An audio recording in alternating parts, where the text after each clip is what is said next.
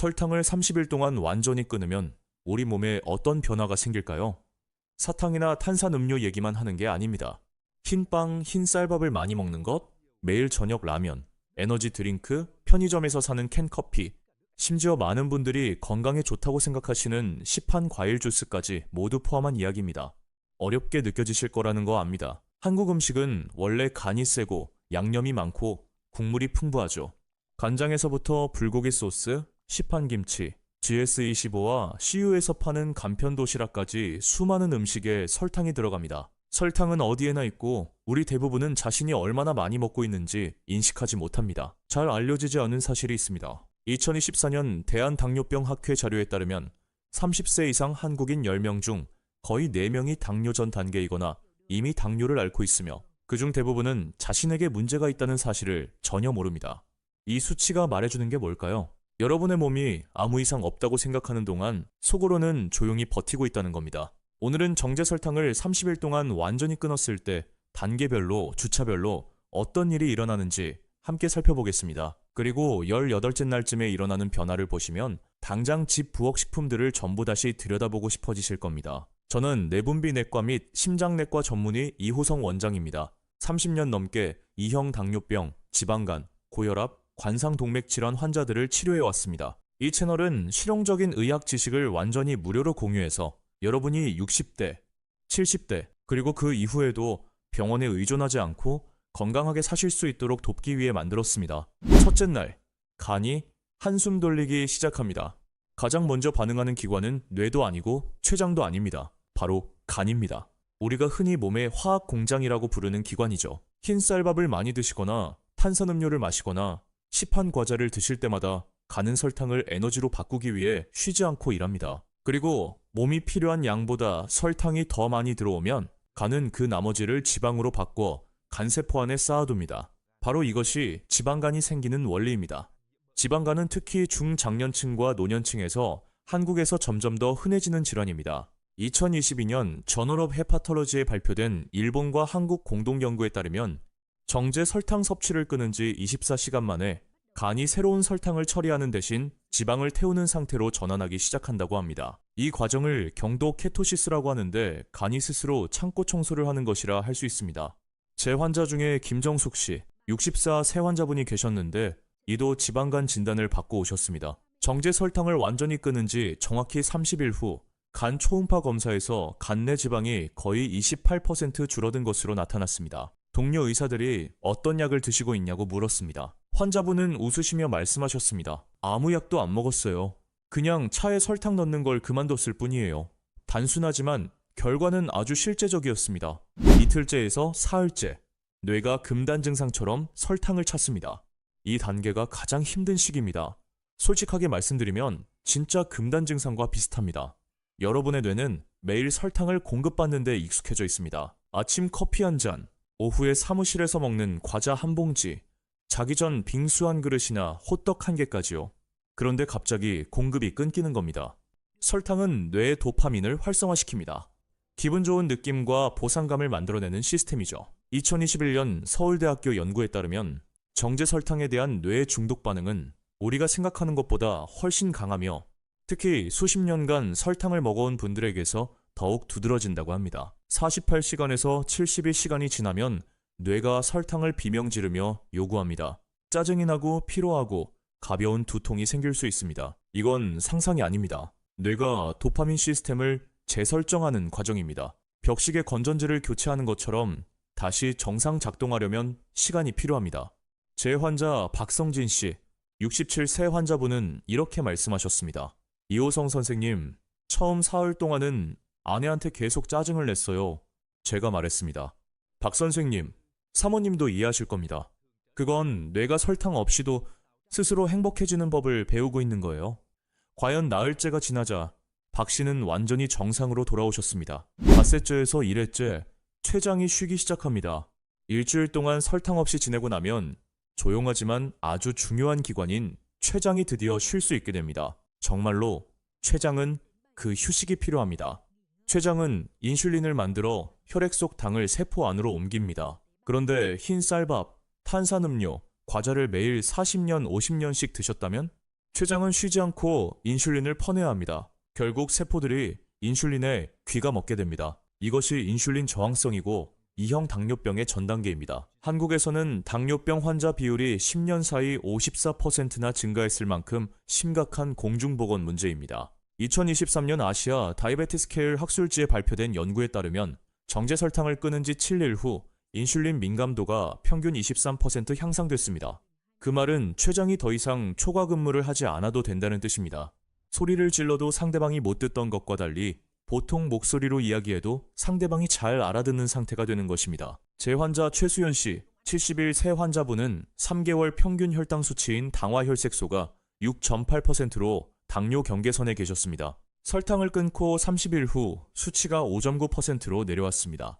담당 주치의가 전화해서 뭘 하고 계신 거냐고 물었습니다. 환자분은 이렇게 대답하셨습니다. 설탕만 안 먹었을 뿐인데요. 그렇게 단순한 거였습니다. 열째 날에서 열 나흘째, 피부가 밝아지고 트러블이 눈에 띄게 줄어듭니다. 많은 분들이 예상 못하시는 부분입니다. 설탕은 안쪽에서부터 피부를 망가뜨립니다. 설탕 없이 열흘에서 열나흘이 지나면 육안으로도 확연한 차이를 느끼실 수 있습니다.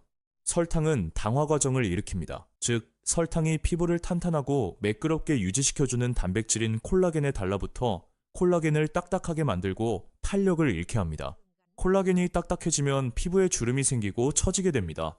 여기에 더해 설탕은 피지선을 자극해 피지를 과도하게 분비시켜 트러블과 번들거리는 피부를 유발합니다. 60대 이후 여성분들도 겪으시는 문제입니다. 2022년 연세대학교 연구에 따르면 2주 동안 설탕 섭취를 75% 줄이면 트러블이 31% 감소하고 피부 탄력이 19% 개선된다고 합니다. 작게 느껴지실 수 있지만 그게 바로 칙칙한 피부와 화사한 피부의 차이입니다. 제 환자 이미경 씨, 69세 환자분은 평소 생기 없고 거뭇한 피부를 늘 고민하셨습니다. 설탕을 끊은 지 열 나흘 후 먼저 저에게 여쭤보셨습니다. 이호성 선생님, 새 크림도 안 썼는데 왜 피부가 달라진 것 같죠? 제가 말씀드렸습니다. 안쪽에서 새 콜라겐이 만들어지고 있는 거예요. 환자분도 환하게 웃으셨고 피부도 함께 밝아졌습니다. 열 나흘째에서 열 일회째, 체중이 줄고 뱃살이 서서히 빠집니다. 제가 주목하셨으면 하는 첫 번째 클라이맥스입니다. 3주차에 접어들면 놀라운 일이 생기기 시작합니다. 체중이 줄어들고 특히 복부가 날씬해지기 시작합니다. 설탕은 단순히 살을 찌우는 게 아닙니다. 가장 위험한 방식으로 살을 찌웁니다. 바로 내장 지방입니다. 내장 지방은 간, 췌장, 장 주변을 둘러싸며 만성염증을 일으키고 심혈관 질환과 당뇨병의 위험을 높입니다. 한국인은 겉으로 보기엔 그다지 뚱뚱해 보이지 않아도 내장 지방이 위험 수준인 경우가 많습니다. 특히 매일 흰 쌀밥에 짠 국, 배달 음식을 드시는 분들에게서 더욱 그렇습니다. 설탕을 끊으면 몸이 비축된 지방을 에너지원으로 태우기 시작합니다. 2021년 오비스티 학술지 일본, 한국에 발표된 연구에 따르면 정제 설탕 없이 열 나흘에서 열일회가 지나면 내장 지방이 평균 12% 감소하고 사람에 따라 총 체중이 2에서 4kg 줄어드는 것으로 나타났습니다. 제 환자 윤병철 씨, 72세 환자분은 처음 오셨을 때 허리둘레가 107cm였습니다. 설탕을 끊고 30일 후 허리둘레가 98cm가 됐습니다. 환자분이 말씀하셨습니다. 이호성 선생님, 50대에 입던 바지를 다시 입었어요. 그게 진짜 승리입니다. 저울 위 숫자가 아니라 건강과 자신감을 되찾은 것이죠. 18제에서 20하루째 심장이 가벼워지고 혈압이 내려갑니다. 혈압약을 드시고 계시거나 심장 건강이 걱정되시는 분이라면 이 부분이 특히 중요합니다. 설탕 없이 18일에서 20하루가 지나면 심장이 훨씬 수월하게 일하기 시작하기 때문입니다. 설탕은 중성지방, 혈중지방을 높이고 혈관벽에 염증을 일으킵니다. 혈관이 염증으로 굳어지고 좁아지면 심장이 더 세게 펌프질해야 하고 혈압이 올라갑니다. 극도로 위험한 악순환입니다. 자마 인터널 메디슨에 발표된 연구에 따르면 지속적으로 설탕을 많이 섭취하는 사람은 설탕을 잘 조절하는 그룹보다 심혈관 질환으로 사망할 위험이 38% 높습니다. 하루 첨가당 섭취량을 25g 이하로 줄이고 3주가 지나면 중성지방이 평균 28% 줄어들고 수축기 혈압이 7에서 10mm 기끌엔 낮아질 수 있습니다. 작게 느껴지실 수 있지만 그것이 바로 뇌졸중 고위험과 평균 위험의 차이입니다.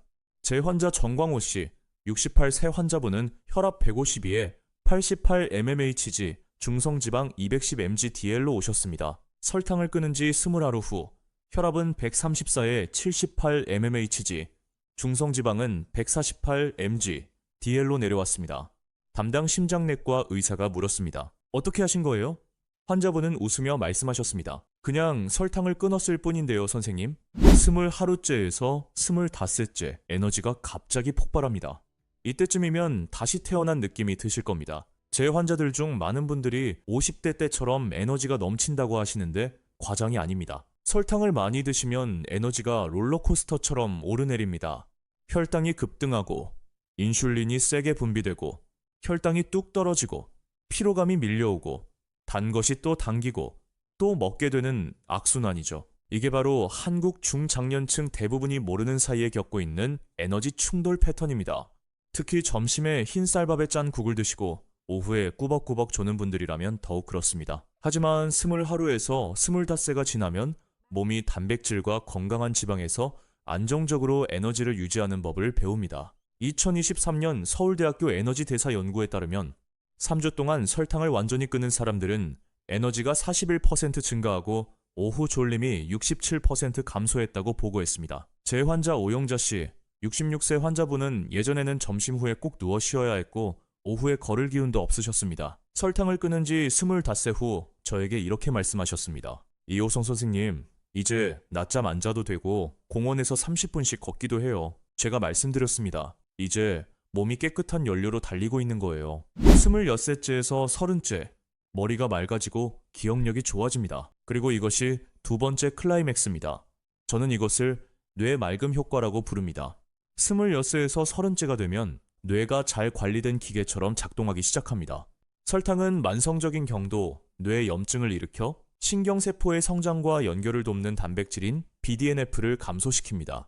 BDNF가 낮으면 기억력이 나빠지고 집중력이 떨어지고 장기적으로 기억력 감퇴 위험도 높아집니다. 이것은 제게 오시는 60대, 70대 환자분들이 실제로 걱정하시는 문제이기도 합니다. 설탕 없이 26세에서 30알이 지나면 뇌 염증이 크게 줄고 BDNF가 급증합니다. 2023년 뉴트리엔스 학술지 한국, 일본에 발표된 연구에 따르면 정제 설탕을 끊은 지 4주 후 BDNF가 평균 34% 증가하고 단기 기억력이 28%, 집중력이 31% 향상되었습니다. 제 환자 한태원 씨, 74세 환자분은 손주들 이름을 자주 잊으셨습니다. 설탕을 끊고 30일 후에는 모두 기억하셨습니다. 환자분이 말씀하셨습니다. 이호성 선생님, 머릿속 안개가 다 거친 것 같아요. 제가 말씀드렸습니다. 오랜만에 뇌가 제대로 작동하고 있는 거예요. 그리고 한 가지 더 흥미로운 점이 있습니다.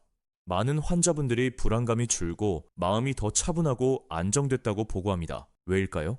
설탕은 혈당 변동을 일으켜 스트레스 호르몬인 코르티솔을 높입니다. 설탕이 없으면 코르티솔이 안정되고 기분도 안정됩니다. 30째 날, 전반적인 느낌은 나 자신을 되찾았다. 드디어 30째 날에 도달했습니다. 모든 것이 하나로 모이는 순간입니다. 간이 깨끗해졌습니다. 췌장이 쉬었습니다. 피부가 환해졌습니다. 체중이 줄었습니다. 심장이 가벼워졌습니다. 에너지가 넘칩니다. 머리가 맑습니다. 그리고 무엇보다 자기 자신을 되찾은 느낌이 듭니다. 제 환자 신혜련 씨, 70세 환자분이 이 30일 챌린지에 참여하셨습니다. 처음 오셨을 때 체중이 72kg, 당화혈색소 6.9% 당뇨 전 단계에 늘 피로하고 자주 잊어버리셨습니다. 설탕 없이 30일 후 5kg이 빠지고 당화혈색소가 5.7%로 내려왔으며 저에게 이렇게 말씀하셨습니다. 이호성 선생님, 50대 때 같은 느낌이에요. 그것이 바로 제가 모든 환자분들을 위해 바라는 것입니다. 고통 속에서 오래 사는 것이 아니라 건강하고 맑은 정신으로 자녀, 손주들과 함께하는 모든 순간을 즐기는 삶입니다. 평생 설탕을 끊어야 할까요? 아닙니다. 하지만 30일은 몸을 재설정하고 설탕의 공격 없이 내 몸이 무엇을 할 수 있는지 직접 확인하기에 충분한 시간입니다. 그 이후에 가끔 단 것을 드시고 싶다면요? 괜찮습니다. 하지만 적어도 자신이 몸에 무슨 일을 하고 있는지는 알게 되실 겁니다. 이호성 원장의 마지막 조언. 이 30일 챌린지를 시작하고 싶으신 분들을 위해 꼭 기억하셨으면 하는 것들을 말씀드리겠습니다. 일째에서 셋째 날이 가장 힘들 겁니다. 먹고 싶을 거예요. 뇌가 매일 설탕에 익숙해져 있으니까요. 하지만 버텨내십시오. 물을 충분히 드시고 단 것이 당길 때는 사과나 배 같은 신선한 과일을 드세요. 단, 시판 과일 주스는 안 됩니다. 먹고 싶은 충동이 밀려올 때는 깊게 호흡하거나 집 주변을 가볍게 걸어보세요. 1회에서 열나흘째가 설탕 없는 꿀구간입니다. 뭔가 달라진 걸 느끼기 시작합니다. 잠을 더 잘 자고 피부가 좋아지고 에너지가 눈에 띄게 올라갑니다. 20하루에서 30째가 진짜 보상입니다. 돌아가고 싶지 않으실 겁니다. 단 것들이 너무 달아서 질린다는 느낌이 들고 더 이상 끌리지 않게 됩니다. 그리고 기억하세요. 완벽하지 않아도 됩니다. 어느 날 실수로 설탕을 드셨다고요? 괜찮습니다. 다음날 다시 시작하면 됩니다. 몸은 여전히 스스로 회복하는 법을 배우고 있습니다. 이 영상이 설탕이 내 몸에 어떤 일을 하고 있는지 다시 돌아보는 계기가 됐다면 배우자, 자녀, 손주, 동년배 친구분들과 공유해주세요. 그분들도 이 사실을 알 자격이 있습니다. 그리고 이 정보가 유익하셨다면 좋아요를 눌러주세요. 유튜브가 더 많은 분들께, 특히 이 이야기가 가장 필요한 분들께 이 영상을 추천해 드릴 수 있습니다. 심장 건강, 당뇨, 혈압 등 건강하게 나이 드는 데 도움이 되는 다음 영상에서도 만나뵐 수 있도록 채널을 구독해 주세요. 설탕이나 다른 건강 문제에 대한 질문이 있으시면 아래 댓글로 남겨주세요. 모두 읽고 답변 드리겠습니다. 저는 이호성 원장입니다. 다음 영상에서 뵙겠습니다. 기억하세요. 나이가 든다는 것은 높은 혈당과 피로를 감수하며 살아야 한다는 의미가 아닙니다. 순간의 달콤함보다 건강을 선택할 만큼 지혜로워졌다는 의미입니다. 좋은 하루 되세요.